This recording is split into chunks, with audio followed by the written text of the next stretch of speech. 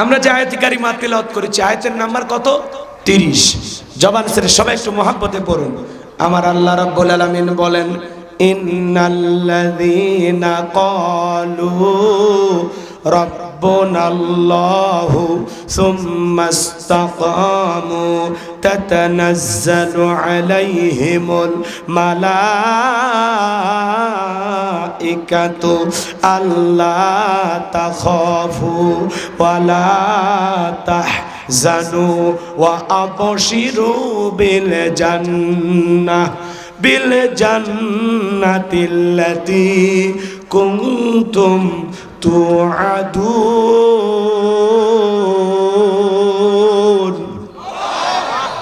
আল্লাহ রাব্বুল আলামিন বলেন, এদিকে খেয়াল করেন, যে কোনো আয়াত বা সূরার তাফসীর করতে হলে কোন প্রেক্ষাপটে কোন সময় আল্লাহ তাআলা রাসূলের উপরে সে আয়াতটি বা সূরাটি নাজিল করেছেন, সে নাজিলের প্রেক্ষাপট জানা দরকার আছে না?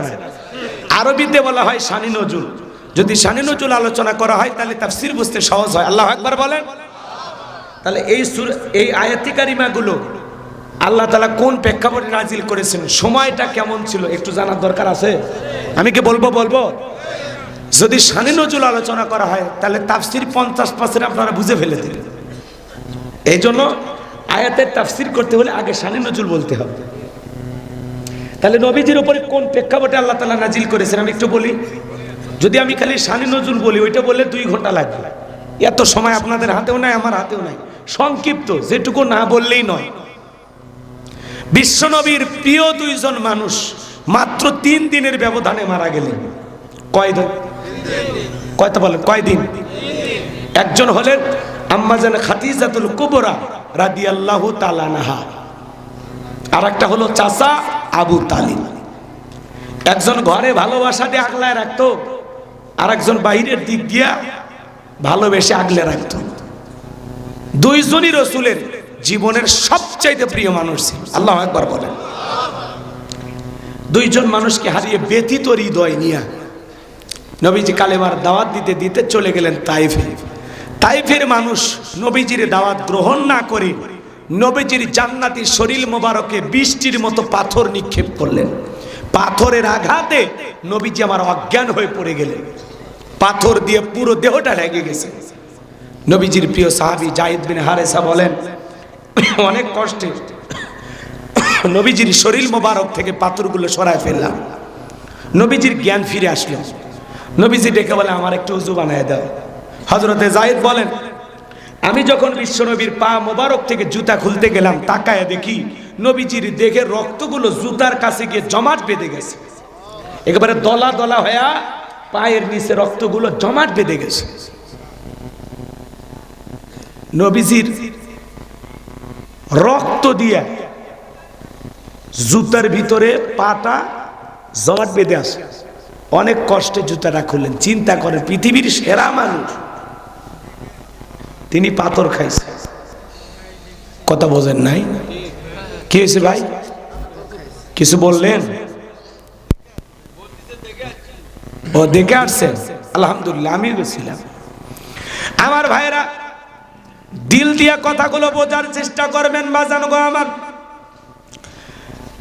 নবীজি নামাজের সিজদায় লুটিয়ে পড়লেন, আল্লাহ তাআলার কাছে দোয়া করতেছেন। ওই মুহূর্তে জিবরাইল এসে বলে, নবী, যেই তাইফের মানুষ আপনাকে পাথর নিক্ষেপ করেছে, আপনি যদি অর্ডার দেন গো নবী, পাহাড় চাপা দিয়ে তাইফের মানুষকে আমরা জনমের মতো বিদায় করে দেব। আমার নবী ডেকে বলে, জিবরাইল, তাইফের মানুষ না বুঝে আমাকে পাথর নিক্ষেপ করেছে, তুমি যদি তাদেরকে বিদায় করে দাও, আমি কার কাছে কালেমার দাওয়াত দেব? তাইফের মানুষকে আমি মাফ করে দিয়েছি, আমার আল্লাহ জানো তাইফের মানুষকে মাফ করে দেয়। আমার আল্লাহকে বলো, আমার আল্লাহ যেন তাইফের মানুষকে কষ্ট না দেয়। কেমন রহমতের নবী ছিলেন। আপনি আমি হইলে কি কর? ঠিক ঠিক জিবরাইলকে অর্ডার দিত যে নেন, কিন্তু রসুলের ভিতরে এত দয়া মায়া ছিল, এই জন্য আল্লাহ ঘোষণা করেছেন, ওমা আরসালনাকা ইল্লা রাহমাতাল লিল আলামিন। নবী হলেন সমগ্র জাতির জন্য রহমত, মানব দানব জিন ইনসান সকল সৃষ্টিকুলের জন্য রহমত স্বরূপ। সুবহানাল্লাহ বলেন। যেখানে আল্লাহ রব সেখানে নবী রহমত। আল্লাহ হলেন রব্বুল আলামিন, নবী হলেন রাহমাতাল লিল আলামিন। আল্লাহু আকবার বলেন। গভীর মনোযোগ দিয়ে শুনবেন। নবীজি ফেরত আসলেন মক্কায়। এখানে আসার পরে অনেক ঘটনা আছে, আমি ওই কথাগুলো বলবো না। 19 দিন পর্যন্ত আসমান থেকে জিবরাইল আসে না, নতুন কোন আয়াত কারিমা নাজিল হয় না। আমার ভাইয়েরা, কাফিররা সমালোচনা শুরু করে দিল, ও নবীর সাহাবীরা, তোমাদের নবী তো নতুন কোন আয়াত পাঠ করে শোনায় না, নাকি তার উপরে যে জিন ভর করেছিল সেই জিনটা বিদায় নিয়েছে? জোরে কন্যা উযুবিল্লাহ। বলতে লাগলো, নবীর সাহাবীরা, তোমাদের নবী তো নতুন কোন আয়াত বা সূরা পাঠ করে শোনায় না, নাকি তারা আল্লাহ তাকে ভুলে গেছে? জোরে কন্যা উযুবিল্লাহ। এই কথা বলে তারা সমালোচনা শুরু করলো। সাহাবাইকরা মনে মনে কষ্ট পায়, কিন্তু কোন সাহাবী নবীজির কাছে যায় কষ্টগুলো প্রকাশ করে না। এই যখন ইসলামের অবস্থা, 19 দিন পরে আল্লাহ তাআলা জিবরাইলের মাধ্যমে এই পাওয়ারফুল আয়াত কারিমা নাজিল করলেন। চিৎকার মেরে বলুন আল্লাহু আকবার। আমার আল্লাহ রাব্বুল আলামিন জানিয়ে দিলেন, ইন্নাল্লাযীনা ক্বালু রাব্বুনাল্লাহ। আমার আল্লাহ তাআলা বলে, নিশ্চয়ই যারা বলে আমি তোমাদের রব, আমাদের রব কি? যারা বলে আমাদের রব আল্লাহ, আমাদের রব কে ভাই? এরপরে আল্লাহ বলেন সুম্মাস্তাকামু, এই কথার উপরে যারা ইস্তেকামাত থাকে, অবিচল অটল থাকে, তাতানাজ্জালু আলাইহিমুল মালাইকা, আসমান থেকে তাদের উপরে ফেরেশতা নাজিল হয়। ফেরেশতা নাজিল হয় 3 সময়। কোন কোন সময় আমি বলবো, শোনেন। ফেরেশতা এসে বলে, আল্লাহ তাখাফু, ভয় পেও না, ওয়ালা তাহজানু, চিন্তা করো না, ওয়া আবশিরু বিল জান্নাতিল্লাতী কুনতুম তুআদুন। আল্লাহু আকবার। আল্লাহ যে জান্নাতের প্রতিশ্রুতি, যে জান্নাতের ওয়াদা দিয়েছিল, সেই জান্নাত পেয়ে তোমরা আনন্দিত হও, সেই জান্নাত তোমরা গ্রহণ করো। চিৎকারে মেরে বলুন সুবহানাল্লাহ। এটা হলো আয়াতের সরল অনুবাদ। এবার চলেন আমরা মূল তাফসিরে চলে যাই। কষ্ট হবে আপনাদের? আল্লাহ তাআলা কি বলেন, ইন্নাল্লাযীনা ক্বালু রাব্বুনাল্লাহ, নিশ্চয়ই যারা বলে আমাদের রব আল্লাহ, আমাদের রব কে? সুম্মাস্তাকামু, সুম্মাস্তাকামু, এই কথার উপরে যারা ইস্তেকামাত থাকে, সুম্মাস্তাকামু, ইস্তেকামাত থাকা, অবিচল অটল থাকা। আপনাদের এলাকার রাস্তা আছে না বাজান? এবার শোনেন, মনোযোগ লাগান। ওই রাস্তার 2 ধার দিয়ে গাছ থাকে না? যখন ঝড় তুফান আসে, আইলা, নারগিস, হুদহুদ, সনি, ফনি, মিগজাউ, মিথিলি, দানা, এই যে নানান ধরনের ঘূর্ণিঝড়ের নাম আছে। এই ঘূর্ণিঝড়গুলো যখন আসে, দেখবেন রাস্তার অনেক গাছ গছালি ভাঙ্গিয়ে রাস্তার উপরে পড়ে থাকে। কে বাজান, কথা কন না কেন? ঘুমাইছেন? সামনে গেলে মজা পাবেন, আর এই মজা পেতে গেলে কমপক্ষে আপনার 40 মিনিট একটু অপেক্ষা করলেন, তারপরে মজা পাবেন। যুবক যারা আছো নিরাশ হয় না, তোমরাও যুবক, আমিও যুবক, তোমাদের দুঃখ আমি ভালো বুঝি। পৃথিবীর অবস্থা করুন, বক্তার দরকার তরুণ, কথা বলে ঠিক কিনা? আফসোস করে না যুবক, আমি তোমাদের জন্য আছি। তোমাদের জন্য স্পেশাল কিছু আলোচনা মাথার মেমোরিতে সেভ করা আছে, সময় মতো ডাউনলোড দিয়ে শোনায় দিই। মা বোন যারা আছেন অপেক্ষায় থাকেন, আপনাদের জন্য স্পেশাল বরাদ্দ আছে। কথা কন। মা বোনদের একটু আলোচনার মাধ্যমে সাজিয়ে গুছিয়ে তোলা দরকার আছে না নাই? কারণ ঘর ঠিক দুনিয়া ঠিক, ঘরে শান্তি বাইরেও শান্তি। কথা কন। আর ঘরে যদি অশান্তি হয় জীবনটা জাহান্নাম হয়ে যাবে। কথা কন।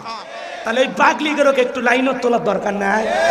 অপেক্ষায় থাকে, শুরু করা লাগবে। তো ভাইবেন না যে হুজুর মনে ঝিমাবে, একটু সময় দেয়, শুরু করতেছি।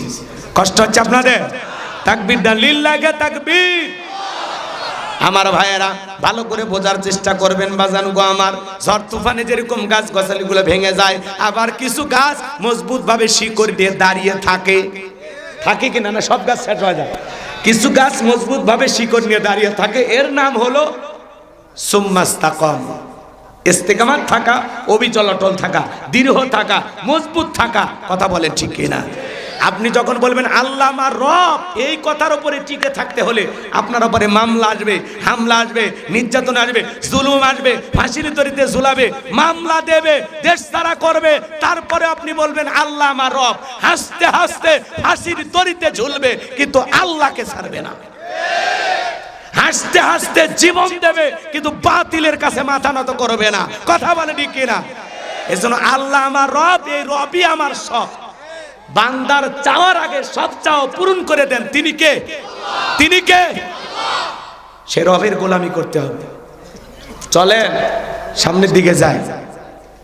ইসলাম মানার কারণে আপনাকে ঘর ছাড়া করবে, বাড়ি ছাড়া করবে, দেশ ছাড়া করবে। আপনি ঘুমাবেন, মিথ্যা মামলা দিয়ে আপনাকে জেলে নিয়ে যাবে। কি এরকম দিন যায়নি? কথা বলেন, যায়নি? যারা মিথ্যা মামলা হামলা দিয়া হ্যাঁ এদেশের হাজার হাজার মানুষকে দিনের পর দিন ভোগান্তির শিকার করাইছে। কোর্টের বারান্দায় বারবার যাওয়া আসা করা লাগছে। আজকে ওরা মামলা দেখে বলে এগুলো মিথ্যা মামলা। ও, এর আগে যে বিএনপি জামাতের নামে মিথ্যা মামলা দিছিল, ওলে সত্য ছিল? হ্যাঁ, মসজিদের ইমাম, মুয়াজ্জিন, মাদ্রাসার সুপার, ভাইস প্রিন্সিপাল, সবার নামে যে আপনারা মামলা দিছিলেন, কি এই হুজুরের নামে ধরান গাড়ি পোড়ানোর মামলা দিছে? আপনার কি মনে হয় সুপার সাহেব জীবনে একটা টেরাকে ঢেল মারা তো দূরের কথা, গাড়িতে আগুন লাগান তো দূরের কথা, জীবনে কোনোদিন একটা ওয়াটো ঢেল মারছে? ওই মানুষের দিয়ে গাড়ি পোড়ানোর মামলা। সুপ্রিম কোর্টে একজন জামিন নিতে গেছিল, অন্ধ মানুষ, তাক দিছে গাড়ি পোড়ানোর মামলা। অন্ধ মানুষ গাড়ি চেনে ভাই? ওই গাড়ি চেনে না, বাড়ি চেনে না। ওই গাড়িতে আগুন লাগেবার যা ওর শরীরে আগুন লেগে দিবি। কথা কয় ঠিক কিনা? এত বড় মিথ্যাবাদী এরা ছিল। কথা কয় না গো আমার ভাইয়েরা? তাহলে যে কথা আমি বলতে চাচ্ছিলাম গভীর মনোযোগ দিয়ে শুনবেন। তাহলে বলেন তো আমাদের রব কে? আল্লাহ বলেন ইন্নাল্লাযীনা ক্বালু রাব্বুনাল্লাহ। আমার আল্লাহ রাব্বুল আলামিন ডেকে বলেন নিশ্চয়ই যারা বলে আমাদের রব আল্লাহ। ও বগুড়ার মুসলমান, ডান হাতটা আসমানের দিকে তুলে শাহাদত আঙ্গুলি দ্বারা সাক্ষী দিয়ে বলেন তো আমাদের রব কি? আল্লাহ। আরেকটু জোরে ডাক দেন আল্লাহ। ভালোবেসে জোরে ডাক দেন আল্লাহ। সবাই ভালোবেসে ডাক দেন আল্লাহ। এই যে আল্লাহ আল্লাহ বলে ডাক দিলাম, আমাদের আল্লাহ খুশি না বেজার? ভাইরে ভাই, এই জন্য আল্লাহ তাআলা বলেন ইন্নাল ইনসানা লিরাব্বিহি লাকানুত। মানুষ বড় অকৃতজ্ঞ। ডাইরেক্ট বাংলা ভাষায় যাকে বলা হয় নেমক হারাম। একটা বন্ধুর সাথে যদি আপনার বন্ধুত্ব হয়, আপনি যেই কালারের শার্ট কিনেন ওরেও কিনে দেন, যেই কালারের গেঞ্জি নেন ওরেও দেন। লুঙ্গি কিনলে দুইটা, গেঞ্জি কিনলে দুইটা, লুঙ্গি কিনলে দুইটা, গেঞ্জি কিনলে দুইটা, মোবাইল কিনলে দুইটা, সব খালি দুইটা দুইটা। মানে এত বন্ধুত্ব। তো হঠাৎ করে মনে করেন দুইজন বন্ধু, একজন বাদশা একজন রাজা। তো রাজা বিয়ে করিচ্ছে, বাদশাক দাওয়াত দেয়নি। তো অন্য বন্ধুরা এসে বলতেছে দোস্ত, তোমার বন্ধু যাকে তুমি সেই মহব্বত করতে, তার নাকি বিয়ে, তোমাকে দাওয়াত দিছে। কই বেঈমানের কথা বলবি না, নিজের ভাইয়ের মতো ভালোবাসলাম, কি দিলাম না রে? যেটা কিনছে দুইটা, আমার একটা ওর একটা। আর আজকে সেই বেঈমান বিয়ে করে, আমাকে দাওয়াত দেয় না। এই দুঃখ আমি রাখবো কোথায়? মাত্র কয়েকদিন, 10 দিন, 12 দিন, বা 1 বছর, 2 বছর, 5 বছর, 10 বছর, অথবা 20 বছরের এই বন্ধুত্বের খাতিরে আপনি যদি আরেকজনকে বেঈমান বলতে পারেন, অকৃতজ্ঞ বলতে পারেন, আল্লাহ যে আপনাকে এত খাওয়ায়, এত দেয়। এই জন্য আল্লাহ বলতেছেন ইন্নাল ইনসানা লিরাব্বিহি লাকানুত। মানুষ বড় অকৃতজ্ঞ। ডাইরেক্ট বাংলা ভাষা যাকে বলা হয় নিয়মক হারাম। আল্লাহর এত নিয়ামত খাই, আল্লাহ এত নিয়ামত দিয়েছে। এই পৃথিবীর জমিনে যা কিছু দেখতেছেন সবকিছু আল্লাহ আপনার আমার জন্য সৃষ্টি করছে। হুয়াল্লাযী খালাকা লাকুম মা ফিল আরদি জামিআ। পৃথিবীতে যা কিছু দেখো বান্দা, সবকিছু আমি আল্লাহ তোমাদেরকে সৃষ্টি করেছি। আর তোমাদেরকে সৃষ্টি করেছি আমি আল্লাহর গোলামি করার জন্য। বলুন আল্লাহু আকবার। হাঁস মুরগি গরু ছাগল খাবার খায়, মাথা নিচের দিকে নামায়, কিন্তু আপনি আমি আশরাফুল মাখলুকাত, আল্লাহর ভিআইপি সৃষ্টি। কুনতুম খায়রা উম্মাতিন উখরিজাত লিন-নাস। আল্লাহ বলেন তোমাদেরকে উত্তম জাতি বানালাম, ভিআইপি বানালাম, মর্যাদার আসনে বসাইলাম। খাবার খাওয়ার জন্য মাথা নত করতে হবে না। আমি আল্লাহ ডিজিটাল 2টা কাঁটা চামচালা হাত দিলাম, তার গিটাই গিটাই ভাঁস। আল্লাহ যদি বাঁশের মতো হাত সোজা করে দিতেন, কি কেমনে খাইতে? এভাবে তুলে কঠিন হয়ে যেত। কথা কোন ঠিক কিনা? এই যে গিটাই গিটাই ভাঁস এত সুন্দর করে কে বানাইছে? জোরে বলেন কে বানাইছে? একটু চিন্তা করলে আল্লাহর সৃষ্টি নিয়ে ব্রেন খুলে যাবে। এত সুন্দর করে আল্লাহ বলে লাকাদ খালাকনাল ইনসানা ফি আহসানি তাকওয়িম। বান্দারে তোরে বড় সুন্দর গঠন দিয়ে আমি আল্লাহ সৃষ্টি করেছি। সুবহানাল্লাহ বল। পৃথিবীর সব সৃষ্টি আল্লাহ বলেছেন কুন ফায়াকুন, সঙ্গে সঙ্গে হয়ে গেছে। মানুষকে আল্লাহ তাআলা তার আপন কুদরতি হাত দিয়ে সৃষ্টি করছে। একটু জোরে বলবেন না সুবহানাল্লাহ। তাহলে সে আল্লাহর গোলামি করার দরকার আছে না নাই? একটা কুকুর শুকনো হাড় খায় আপনার বাড়ি, যেটা আপনি খাইতে পারেন না, যেটা চিবানো আপনার পক্ষে সম্ভব নয়, ওই শুকনো হাড় হাড্ডি খাইয়া রোদ নাই, বৃষ্টি নাই, ঝড় নাই, তুফান নাই, মালিকের বাড়ি পাহারা দেয়। অপরিচিত লোক দেখলেই সিগন্যাল দেয়, কোন এলাকা থেকে আসছো, ভিতরে যাইবা, অনুমতি আছে, কার সাথে দেখা করবা, ও ওর ভাষায় বলে। কথা কর নাকি আপনারা? ভিতরে থাকা ব্যক্তি যখন ধমক দেয়, চুপ, আসতে দি, তখন বলতেছে ও ভিতরে অনুমতি আছে, ঠিক আছে যা, আমি দেখতেছি। আগন্ত ব্যক্তি আর বাড়ির মালিক দুইজন মিলে গল্প করে, কুকুর লেজ নাড়ে আর চতুর্দিক দিয়ে ঘরে। একবার মালিকের চেহারার দিকে তাকায়, আর একবার আগন্ত ব্যক্তির চেহারার দিকে তাকায়। মালিককে ইশারা দিয়ে বলতেছে, একবার শুধু বলেন লোকটারে ছেড়েন না, এমন কামড় দেব, হ্যাঁ, হাসপাতালে না যাওয়া পর্যন্ত ভালো হবে না। কথা কন ঠিক কি? মালিকটা যখন ধমক দেয়, তখন বলে ও আপনার পরিচিত, আগে বলবেন, খামাখাই ডিউটিটা করলাম। কথা কন না কেন বাজান? একটা কুকুর শুকনো হাড়কে রোদ নাই, বৃষ্টি নাই, ঝড় নাই, তুফান নাই, মালিকের বাড়ি পাহারা দেয়। আমরা হলাম আশরাফুল মাখলুকাত। আল্লাহ বড় আদর করে দরদ দিয়ে ভালোবাসা নিয়ে সৃষ্টি করেছেন বাজান। যেই জায়গায় যেইটা দরকার আল্লাহ তাআলা সেইটা দিলেন। চোখ দুটা যদি কপালের মাঝখানে দিয়ে দিতেন, আর ফুটবল খেলার জন্য যদি মাথা দিয়ে আমরা হিট নিতাম, চোখ দুটা ডিম পোষ হয়ে যেত। নাকটা যদি চেহারার এই সুন্দর মাঝখানে না লাগাইয়া পিঠের মাঝখানে লাগাইয়া দিত, খাবারের প্লেটটা নিয়ে পিছন দিকে দিয়ে বলা লাগতো, নাক মামু খাবারটা চেক করে দেখ, খাবো না ফেলে দেব। কথা কোন ঠিক কিনা? আমার ভাইরা যদি একটু হিসাব নিকাশ করেন, কানের জায়গায় কান, নাকের জায়গায় নাক, ঠোঁটের জায়গায় ঠোঁট, দাঁতের জায়গায় দাঁত, চোখের জায়গায় চোখ, ভুরুর জায়গায় ভুরু, চেহারার তার আকৃতি যেমনি বানাইলে বান্দাকে সুন্দর দেখা যায়, সেই নিপুণ কারিগরের নাম হলো আল্লাহ। এত সুন্দর করে যে মালিক সৃষ্টি করেছেন, সেই মালিক বড় মহব্বত আর ভালোবাসা নিয়ে বলেন, ওয়ামা খলাকতুল জিন্না ওয়াল ইনসা ইল্লা লিয়াবুদুন। আমি মানব জাতিকে সৃষ্টি করেছি শুধুমাত্র কেবলমাত্র একমাত্র আমি আল্লাহর দাসত্ব আর গোলামি করার জন্য। তাহলে আপনি আমি গোলামি করব কার?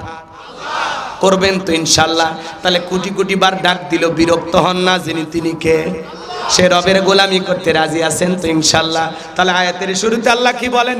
ইন্নাল্লাযীনা ক্বালু রাব্বুনাল্লাহ, নিশ্চয়ই যারা বলে আমাদের রব আল্লাহ। আমাদের রব কে?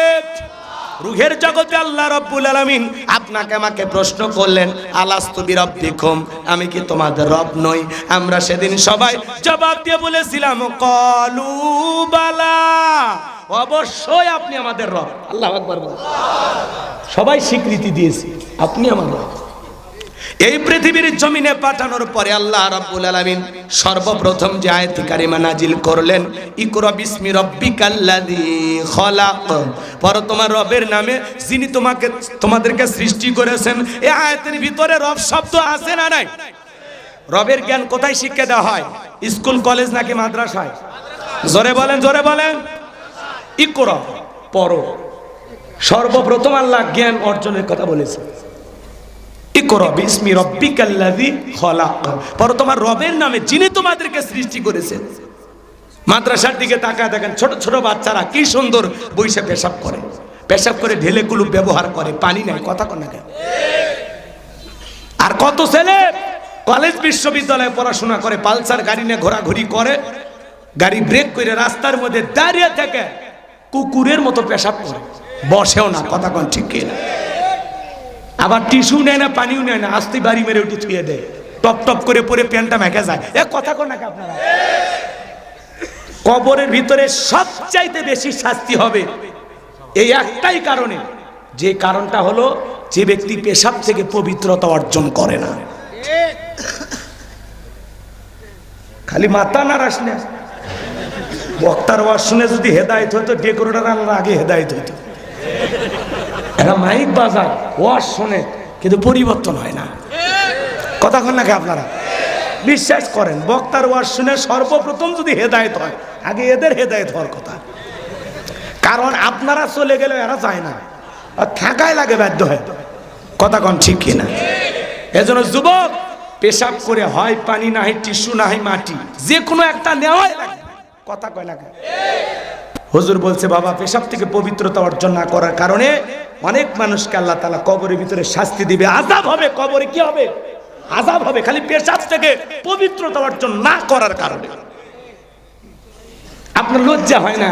আপনার 30-40 বছর বয়স, আপনি একটা মুসলমান, আপনি পেশাব করে খালি কেমনি উঠে যান? হ্যাঁ, আপনার লুঙ্গি হোক প্যান্ট হোক, যেই জায়গাটা ভিজে যায় ওটা নাকে দিয়ে দেখবেন তো কেমন সুগন্ধ বের হয়েছে। এবার সামান্য ভদ্রতাটুকু আপনার ভিতরে নাই।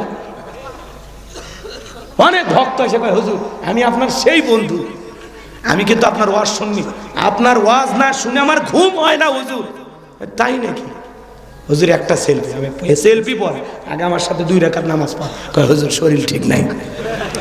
আমি তখন বললাম এই রোগ তো মহিলাদের হয়, কবে তোমার থেকে শুরু হলো?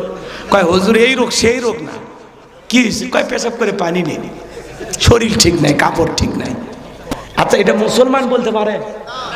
কথা কন না কেমন? বহুত জনকে মসজিদে টানছি, কয় হুজুর আজকে বাদ, হুজুর আমার ব্যাটক করে আনি নেই। অথচ 25-30 বছর বয়স, কত বড় নির্লজ্জ বেহায়া হলে এই কথা বলে। কুত্তেও পেশাব করে পানি নেয় না, ওই মুসলমানের বাচ্চা মুসলমান পেশাব করে পানি নেয় না। তাহলে কুকুরের খালি 4 পা, এর খালি 2 পা, পায়ের মধ্যে পার্থক্য, স্বভাবের মধ্যে একেবারে কোনো পার্থক্য নাই। কুত্তেও যা করে ওইও তাই করে। হাসেন না? আজ দেখি তো ওয়াজ খালি করলে হবে না, ওয়াশও করা লাগে। কথা কন ঠিক কিনা? এক যুবক এই ওয়াজ শুনে হেদায়েত হয়েছে, যাওয়ার পথে পেশাব করতেছে, চিন্তা করতেছে হুজুর কইছে হয় পানি না হয় টিস্যু না হয় মাটি। তো পানিও নাই, টিস্যু নেই, মাটিও নেই, কি করব? হুজুর বলছে কিছু না পাইলে রাস্তার বালু জড়ায় হলেও ঠেকা কাজ পারি ধরে। অন্ধকার রাত, বালু জড়ায় যখন জায়গা মতো দিয়েছে, কিছু ছিল লাল পিঁপড়ে বালুর ভিতরে, ইঞ্জেকশন দেওয়া শুরু করছে। তখন বলতেছে এই জন্য তো আমি হুজুরদের ওয়াজ শুনি না। দোষ কি হুজুরের নেওয়ার আমলে? টর্চ লাইট মেরে দেখার দরকার আছে না নাই? এই জন্য যুবক তোদের পায়ে হাত দিয়ে অনুরোধ করি, আজ থেকে শপথ গ্রহণ করো পেশাব করে পানি টিস্যু ঢেলেগুলো ব্যবহার করবা। মাদ্রাসার ছোট বাচ্চা 7-8 বছর বয়স কি সুন্দর পেশাব করিয়া পানি নেয়, টিস্যু নেয়, বাড়ির যা মাকে সালাম দেয়, বাবাকে সালাম দেয়, রাস্তাঘাটে মুরব্বী দেখে সালাম দেয়, কি সুন্দর আদব কায়দা, দেখে পরানটা জুড়ে যায়। আর ছেলে কলেজে পড়ে, বাপু কাছে সালাম দেয় না, বলে হ্যালো মাই ড্যাডি মাই পাপ্পা, মানে সোয়ার একটা মারি ইংরেজি শিখছে, ভাব নাই। হ্যালো পাপ্পা, পাপ্পা করবি না চাচা কবি খুঁজে পায় না, এরকম ছেলে পেলে আসে না নাই? আর আমরাও বাবা মা হয়েছি, একটু কথা বললেই বাপ বাহিরে যাচ্ছে, ছেলেকে বলে বাবা তোমার আব্বুকে একটু টাটা দাও, tata tata tata bye bye. কথা কয় না? যারা শিখায় টাটা এদের কপাল ফাটা, এই সন্তান বড় হইয়া মারবে কপালে ঝাঁটা। এখনো সময় আছে, টাটা বাই বাই না। আপনার সন্তানকে শিখান, ওই যে তোমার বাবা বাইরে যাচ্ছে, বলো বাবা ফি আমানিল্লাহ। কথা কয় না? হ্যালো না, ফোন দেওয়ার সাথে সাথে বলবেন আসসালামু আলাইকুম ওয়া রাহমাতুল্লাহ। হ্যালো না, কি বলবেন? সালাম। কথা শেষ, আল্লাহ হাফেজ। আপনারা এগুলো করবেন না, কি যে করেন আল্লাহ ভালো জানে। ভাই আমার কথা কি বিরক্ত হচ্ছেন? পোলা কিন্তু এখনো হয়নি, অতএব শোনাই লাগবে। কষ্ট হচ্ছে আপনাদের? তাকবীর দেন, লিল্লাহে তাকবীর। তাহলে বাজান গো, আমার সন্তানকে যদি মানুষের মতো মানুষ বানাইতে চান, মাদ্রাসায় পড়ানোর দরকার আছে না নাই? দেখবেন অনেক বাচ্চারা কিন্তু প্রাইমারিতে পড়াশোনা করে, ছুটি হয়ে গেছে, রাস্তার মধ্যে দাঁড়িয়ে দাঁড়িয়ে পেশাব করতেছে, লিখতেছে। জিজ্ঞাসা করা হলে বাবা রে তুমি কোথায় পড়া? কয় প্রাইমারিতে। কোন ক্লাস? কয় ক্লাস 3-তে। তো পেশাব করতেছে, লিখতেছো, ব্যাপারটা কি? তোমার স্যার কি তোমাদেরকে আদব কায়দা শেখায় না? তাহলে বলো, তখন বলতেছে হুজুর ওই কথা বলবেন না, প্রাইমারি পেশাবখানা যা দেখি সারি তাই দাঁড়িয়ে থেকে পেশাব করে, তার মানে যেমন দেখতেছে তেমন শিখতেছে। কলেজ ইউনিভার্সিটির দিকে তাকায় দেখেন, এমনও জায়গায় মারামারি হয় বাজান, শিক্ষককে পিটাইয়া কাপড় খুলে নেয়। আর মাদ্রাসার দিকে তাকায় দেখেন, ওস্তাদকে মারা তো দূরের কথা, ওস্তাদের পায়ে ওজুর পানি ঢেলে দেয়। মাদ্রাসায় পড়ে কি আদব কায়দা, ওস্তাদ যখন সামনে দিয়ে হাঁটে যায়, ছাত্র যদি সাইকেল বা মোটর সাইকেল নিয়ে যায় ব্রেক করে, ব্রেক করে দাঁড়ায়, সালাম দেয়, অনুমতি নেয়, স্যার বা ওস্তাদ অনুমতি দিলে তারপরে মোটর সাইকেলে চলে সামনে যায়। কি আদব! তাহলে সন্তানকে মানুষের মতো মানুষ বানাইতে চাইলে মাদ্রাসায় পড়ানো দরকার আছে না নাই? সন্তানদেরকে মাদ্রাসায় পড়াবেন তো ইনশাআল্লাহ, আল্লাহ কবুল করেন, জোরে বলুন আমিন। এরপরে আমার ভাইয়েরা, পবিত্র কোরআনুল কারীমের 1 নাম্বার সূরা, সূরাটির নাম হলো সূরাতুল ফাতিহা। তার 1 নাম্বার আয়াত জবান ছেড়ে সবাই পড়ুন, আলহামদুলিল্লাহি রাব্বিল আলামিন। এই আয়াতের ভিতরে রব শব্দ আছে না নাই? জোরে বলুন আছে না নাই? সমস্ত প্রশংসা, যাবতীয় প্রশংসার একমাত্র মালিক তিনি, সৃষ্টিকুলের রব, আমাদের প্রতিপালক, আমাদের আল্লাহ যিনি। আল্লাহু আকবার বলে। তাহলে আয়াতের ভিতরে রব শব্দ আছে, আছে না নাই? এরপরে আপনি আমি যখন রুকুতে চলে যাই কি তাসবিহ পাঠ করি? সুবহান রাব্বিয়াল আযীম, সুবহান রাব্বিয়াল আযীম। রব শব্দ আছে না নাই? রুকু হতে দাঁড়ানোর সময় কি বলি? সামি আল্লাহু লিমান হামিদা, রব্বানা লাকাল হামদ। রব শব্দ আছে না নাই? এরপরে আপনি আমি যখন সিজদায় চলে যাই, মাথাটা নত করি, কি তাসবিহ পাঠ করি? সুবহান রাব্বিয়াল আ'লা, সুবহান রাব্বিয়াল আ'লা, সুবহান রাব্বিয়াল আ'লা। রব শব্দ আছে না নাই? অনেকে খালি সুবহান সুবহান সুবহান সুবহান সুবহান, সুবহানাল্লাহ কয় না, সয়াবিনের তেল কয়, আল্লাহ ভালো করে। স্পষ্ট বোঝা যায় না, খালি ফিস ফিস করে। স্পষ্ট করে আপনাকে বলতে হবে সুবহান রাব্বিয়াল আ'লা, সুবহান রাব্বিয়াল আ'লা, সুবহান রাব্বিয়াল আ'লা, সুবহান সুবহান সুবহান। আছে না নাই? আল্লাহ যেন সঠিক বুঝদান করেন, জোরে বলুন আমিন। এরপরে যখন নামাজের সালাম ফিরানোর পরে আল্লাহর কাছে হাত তুলে কি দোয়া করি?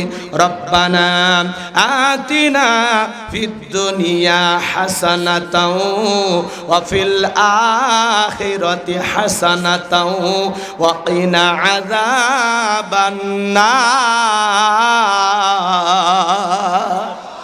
সূরা বাকারা আয়াত নাম্বার 201। আল্লাহ তাআলার কাছে দোয়া করে বলি, হে আমাদের রব, আমাদেরকে দুনিয়ার কল্যাণ দান করো, আখিরাতের কল্যাণ দান করো, ওই কঠিন জাহান্নামের আগুন থেকে আমাদের মুক্তি দাও। তাহলে ইহকাল পরকালের কল্যাণ দেওয়ার একমাত্র মালিক কে? জাহান্নাম থেকে আগুন থেকে বাঁচানোর মালিক কে? পবিত্র কোরআনুল কারীমের সর্বশেষ যে সূরাটির নাম হলো নাস, তার 1 নাম্বার আয়াত, কুল আউযু বিরাব্বিন নাস। এর ভিতরে রব শব্দ আছে না নাই? জীবনের পরতে পরতে সব জায়গায় রব। আপনি আমি যেদিন মারা যাব, মসজিদের মাইকে যেদিন এলান জারি হবে, এই গ্রামের মুখ ব্যক্তি বেঁচে নাই, ইন্না লিল্লাহি ওয়া ইন্না ইলাইহি রাজিউন। আপনার আমার মৃত্যুর সংবাদ শোনার পরে বিবি কেঁদে বলবে স্বামী নাই, ছেলেটা কেঁদে বলবে বাবা নাই, মেয়েটা কেঁদে বলবে আমার বাবা নাই, পিতামাতা বেঁচে থাকলে তারা বলবে কলিজার ধনটা হারাইলাম। আত্মীয় স্বজন সবাই মৃত্যুর সংবাদ শোনার পরে ছুটে আসবে বাড়িতে। এ বাজান দামি বিল্ডিংটা বানাইলেন, দামি ওয়াশরুমটা বানাইছেন বাজান, ওই 5-10 লাখ টাকা দিয়ে যে বাথরুম টয়লেট বানাইছেন, ওখানে আপনার জীবনের শেষ গোসল হবে না। আপনাকে ঘর থেকে বের করে চকির উপরে শোয়া দিয়া, মশারি টাঙাইয়া, দেখে রঙিন পোশাক খুইলা, বড়ই পাতার গরম পানি দিয়া গোসল করানোর পরে সাদা কাপড়ে চকলেটের মতো মোড়াইয়া মসজিদের খাটিয়াতে তুইলা 4 জন বরযাত্রী ধরে অন্ধকার কবরে নিয়ে যাবে। 3 জন মানুষ কবরে লাশটা রাখার জন্য নামবে বাজান, মনে হবে এরা 3 জন বুঝি আমার সাথী হবে। একে একে সবাই কবর থেকে উঠে আসবে।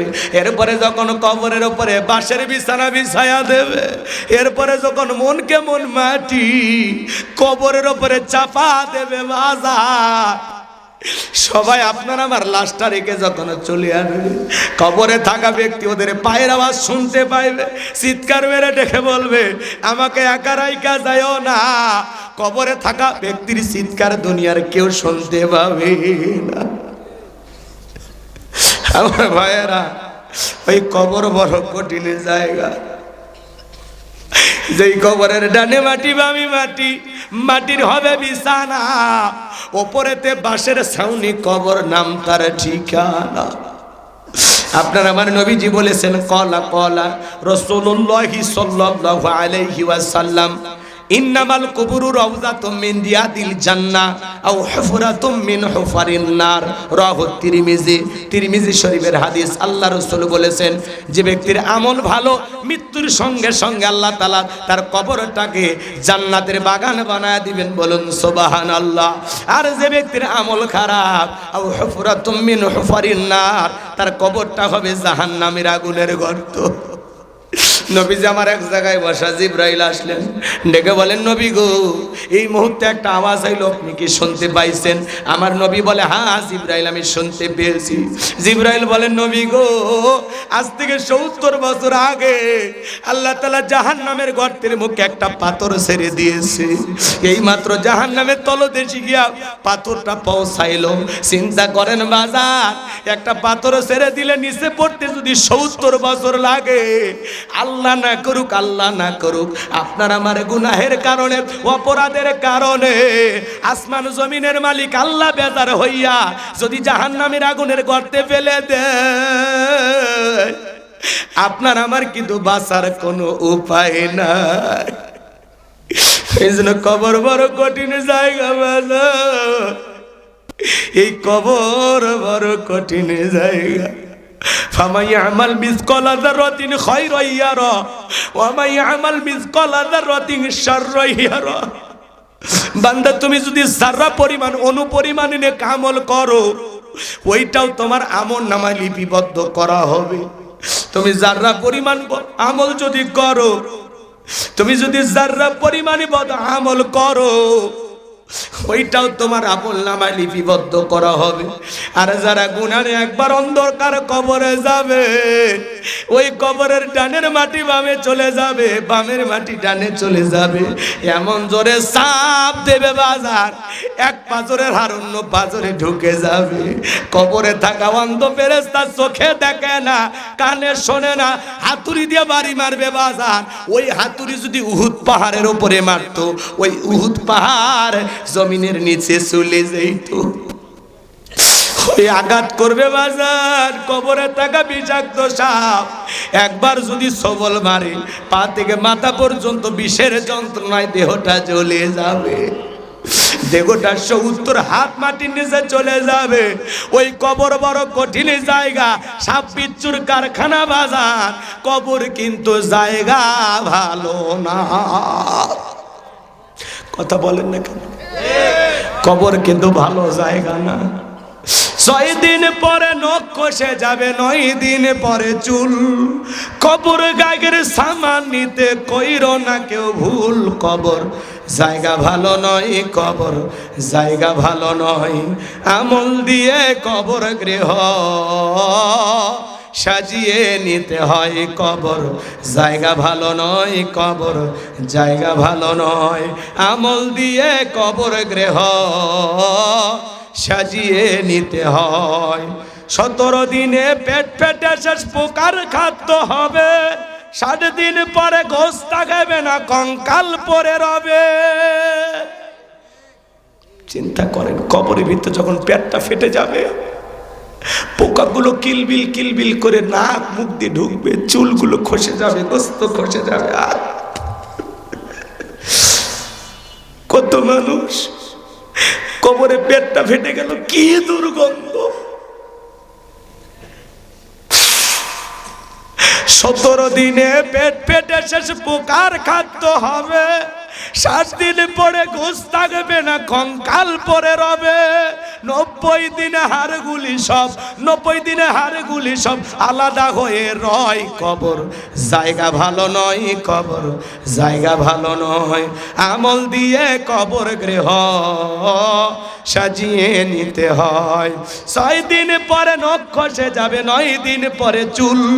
কবর গায়ের সামান নিতে কইরো না কেউ ভুল। কবর জায়গা ভালো নয়, কবর জায়গা ভালো নয়। আমল দিয়ে কবর গৃহ সাজিয়ে নিতে হয়।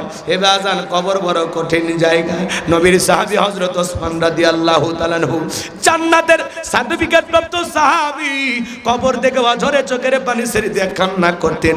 সাহাবায়ে কেরাম ডেকে বলে, ভাই ওসমান আপনি কবর দেখে কেন কান্না করেন? হযরত ওসমান ডেকে বলেন, এই কবর হলো প্রত্যেকটা মানুষের প্রথম মঞ্জিল, প্রথম ঘাঁটি, প্রথম স্টেশন। এই কবরে 3টা প্রশ্ন করা হবে, যে সঠিক উত্তর দিতে পারবে তার মিজান ফুলসিরাতে কোনো টেনশন নাই, সে উত্তর দিতে পারবে না তার বাঁচার কোনো উপায় নাই। ওই কবরের ভিতরে আপনাকে আমাকে প্রশ্ন করা হবে, মার রব্বুকা, তোমার রব কে?